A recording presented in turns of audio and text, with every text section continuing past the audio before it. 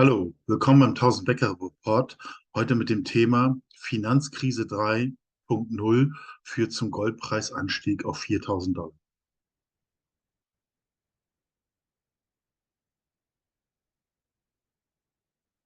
Disclaimer.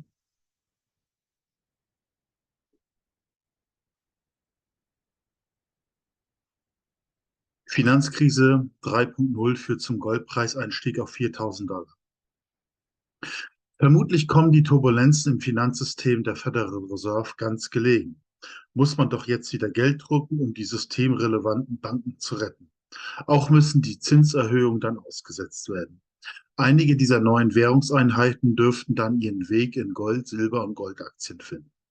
Bei der Finanzkrise von 2008 hat sich der Goldpreis von 1.000 Dollar auf 2.000 Dollar verdoppelt. Also sind jetzt vermutlich ca. 4.000 Dollar in Sicht. Dieser Treibstoff und die extreme Unterbewertung dürfte zur größten Gold- und Silberaktienrallye aller Zeiten führen. Kurzfristig hier, wie ein Statist es sieht, also wenn Gold einfach die Bewegung des letzten Zyklus wiederholen würde, da meint er den Anstieg vom September 22 quasi bis Januar, würde es bis Juni auf 2.180 Dollar steigen, Silber vielleicht 37. Ja, also grundsätzlich sehe ich das so. Kann natürlich sein, dass es die nächsten Tage auch noch runtergeht.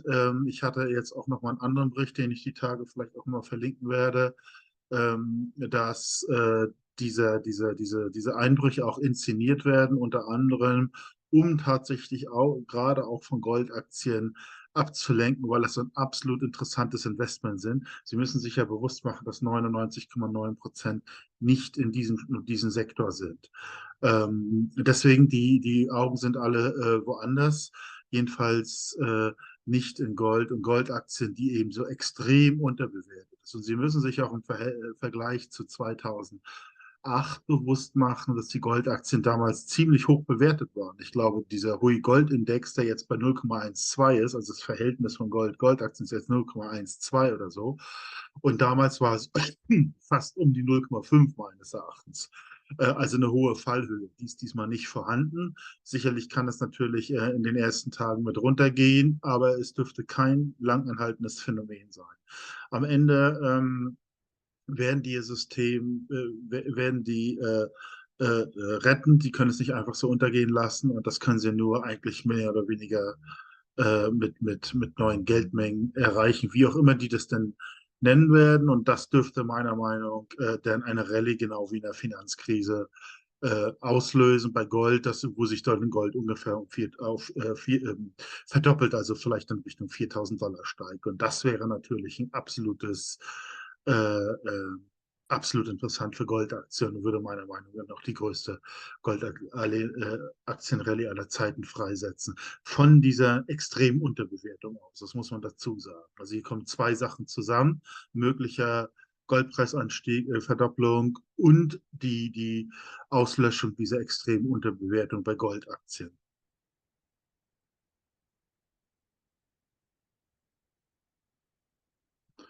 Ja, hier nochmal ein Silberproduzent aus Peru. Das ist wieder ein Screenshot eines älteren Videos.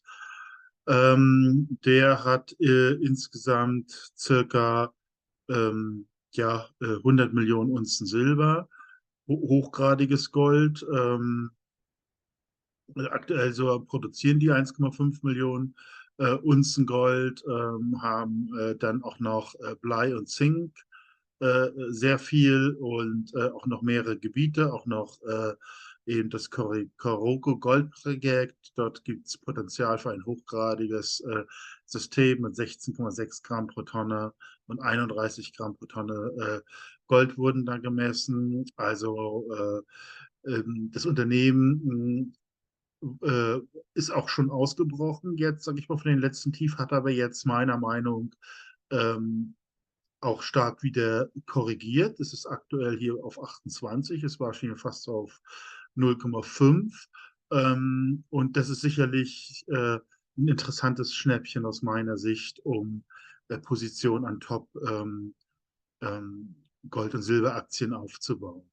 Was ich auch nochmal mit beifügen werde, ist nochmal ein Interview von Rick Rule, wo er auch nochmal, äh, ich schreibe nachher auch die Minute rein, über diesen ähm, Spokaner Börse aus den 1960er Jahren hinweist. Und da sind eben Silberaktien im Schnitt, keine ist teilweise weniger als um das 160-fache gestiegen.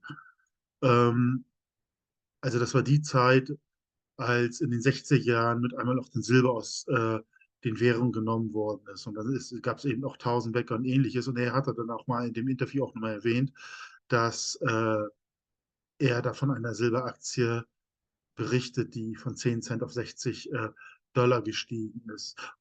Ich sage das nur deshalb, dass Sie das im Hinterkopf haben müssen, was passieren kann. Die haben hier vielleicht eine Marktkapitalisierung irgendwie 20, 30 Millionen. Ist aktuell eben hier bei 28 Cent. Who knows, wo das hingeht? Ich würde ja sagen, hier sehen Sie auch das längerfristige Chart. Vielleicht in der Mania erstmal irgendwo, natürlich erstmal 1 Dollar und dann vielleicht, wenn es wirklich weiter hochtreibt und Fahrt aufnimmt, vielleicht dann 5 bis 10.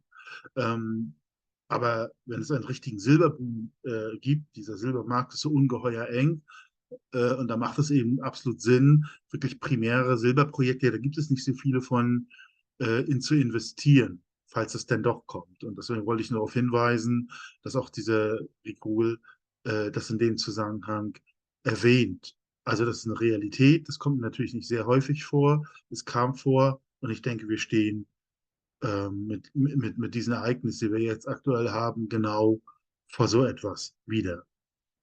Ja, hier nochmal die Lage. Diese Gebiete liegen hier einige Kilometer, 40, 50, 60 Kilometer von Lima entfernt. Wie gesagt, insgesamt keine Empfehlung, ist aber auch absolut eine interessante Silberaktie, die eben meiner Meinung nach Top-Features hat und jetzt einfach auf dem Korrekturniveau, denke ich mal, eine interessante Beimischung sein könnte. Ja, das hatte ich schon erwähnt, Goldaktienbullmarkt der 1970er Jahre, da hat jede Dimension gesprengt. Da sind eben von 15 an 20 Cent Aktien auf 10, 20, 30, 40, 50, ich hatte es gerade erwähnt, hier auch in dem Fall 60 Dollar, das war allerdings in den 60er Jahren gestiegen. Also gar nicht so selten könnte man das 1000 Dollar eine Viertelmillion machen. Und sowas in der Art steht möglicherweise bevor, unter anderem auch deshalb, weil Goldaktien im Verhältnis zu Gold absolut, wie das untere Chart anzeigt, absolut extremst niedrig bewertet sind. Da gibt es eigentlich keine logische, rationale Erklärung rüber. Und wenn das aufgelöst werden sollte, deswegen spreche ich persönlich auch von der größten Goldaktien Silber-Rallye aufgrund dieser extremen Unterbewertung. Und also wenn diese Mischung jetzt zusammenkommt, Gold verdoppelt sich, und diese extreme Unterbewertung von Gold und da kommt der Silber-Squeeze und was weiß ich was hinzu, ähm, kann man zu keiner anderen Schlussfolgerung meines Erachtens kommen. Ja, ich will das mal einordnen. Das finde ich halt interessant. Ich nenne das Investieren in Ereignisketten, weil die meisten Investoren oder die meisten Anleger invest richten nicht ihre Investment an Ereignisse ab, sondern natürlich soll das für ihr Leben passen. Ähm, aber danach richten sich nicht diese riesengroßen Ereignisse. Und deswegen macht es meines Erachtens Sinn, ähm, diese Ereignisse in den Fokus zu stellen. Also wir wissen zum Beispiel mehr oder weniger, dass früher oder später, das haben die Experten berechnet, Gold auf 5.000 bis 8.000 heutige Kaufkraft steigt, Silber vielleicht 200 bis 400. Irgendwann wird man sehen, bis wann. Und in dieser Zwischenphase, bis das erreicht ist, dann ist ja logischerweise, dass im Vorfeld diese extreme Goldaktienunterbewertung abgebaut wird. Das heißt, in einem ersten Schritt maximiert man sein Kapital mit diesem Abbau dieser extremen Unterbewertung. Das heißt, wir hoffen ja, der Gold steigt eben auf 2.500, 3.000 Dollar. Das ist gar nicht so viel. Das ist dann fast nur 50%. Aber diese Goldaktien können um das 10- bis 100-fache in der Spitze steigen. Das zeigt die Vergangenheit. Und das meinen wir mit der Ereigniskette. Das heißt, wir generieren wesentlich mehr Cash, was wir mit dem Anstieg des Goldpreises je erzielen könnten, können dadurch unsere Lebenshaltungskosten in schwierigen Umständen bestreiten und können mehr Gold und Silber kaufen. Das meine ich also mit Ereignis 1 geht dann nahtlos über ins Ereignis 2. Dann wird mir irgendwann in irgendeiner Form, schwer zu sagen, dieser absolute Peak sein, wo wirklich jeder über Gold und Silber spricht. Und logischerweise, das ist dann das Ausstiegssignal. Und da muss man sich bewusst machen, dass die technologische Entwicklung weitergeht, irgendwie irgendeine Form der Stabilisierung des Währungssystems geben wird. Und das ist dann eigentlich die gute Basis für einen lang anhaltenden Aktienmarkt. Kann man im Prinzip vergleichen mit der Situation nach dem Krieg.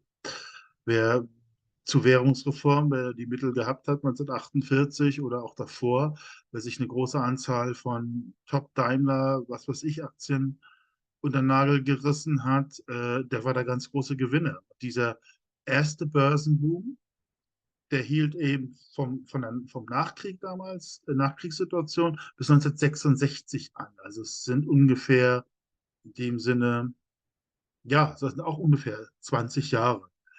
Das heißt, wenn diese Inflationsexzesse vorbei ist und die Schulden abgebaut, der Neustart in einer gewissen Art und Weise kommt, können Sie davon ausgehen, dass Sie 20 Jahre technologische Wirtschaft, Aufschwung und eben auch hochläufende Aktienkurse haben. Die werden dann besser als Gold steigen. Und das meinen wir mit der dritten Ereigniskette. Nur das Dumme ist natürlich, dass am Beginn dieser dritten Ereignis hatte keine 40. 1948 hatten sie alle 40 Mark. Es sei denn, die Leute, die sich darauf vorbereitet hatten und dann irgendwie es verstanden haben, ihre Gold, Silber und was weiß ich für Werte in den Aktienmarkt wieder zu stecken. Und Ähnliches müssen wir im Grunde genommen auch so machen. Und das meine ich mit investieren anhand der Ereignisse. Und das ist ja einfach mal eine Hochrechnung und man nimmt einfach heute $200, ver-25-facht das mit Goldaktien, ver-vierfacht das mit Gold und Silber, mit physischem Gold und Silber. Und dann reinvestiert man das ab irgendeinem Punkt und Top-Aktienfonds, das haben die Entwicklung von 1980 bis 2000 auch gezeigt, sind das um 50-fache oder mehr gestiegen. Und das wäre 1980, wäre man genau damit richtig gelegen. Man hätte also, sag ich mal, ich hatte Ihnen ja die Gewinne aus den 1980er Jahren gezeigt, überproportionale Gewinne. Damals hätte man natürlich nicht in Gold investieren müssen, aber jetzt könnte es schon schwieriger werden. Deswegen empfehle ich schon, diese Zwischenstufe Gold und Silber auch einzubauen. Aber damals hätte es im Prinzip gereicht, einfach diese Goldaktiengewinne in Top-Fonds, Berkshire Hathaway, ähnliches zu machen. Das muss man sich mal vorstellen. Man hätte eigentlich ähm, immer Geld gehabt, dann hätte sich niemals drum kommen müssen. Und auf einen ähnlichen Effekt setzen wir, setzen wir auch, nur natürlich mit einer etwas erhöhten Vorsicht, dass wir erstmal von den Goldaktiengewinne eher mehr Gold und Silber kaufen, weil wir wissen nicht, wie heftig es wird. Aber wenn es eben heftiger wird, wie 1980 ein systemischer Crash geht, dann werden ja die Standardaktien, das ist ja logisch, wenn es richtig zusammenbricht, noch billiger. Das heißt, es ist heute eine viel attraktivere Situation. Und das macht dann diese sogenannte Ereigniskette, wie wir sie hier skizzieren, noch viel mehr realistischer aus meiner Sicht. Aber gut, das muss man abwarten. Ist natürlich schwierig, alles genau zu treffen.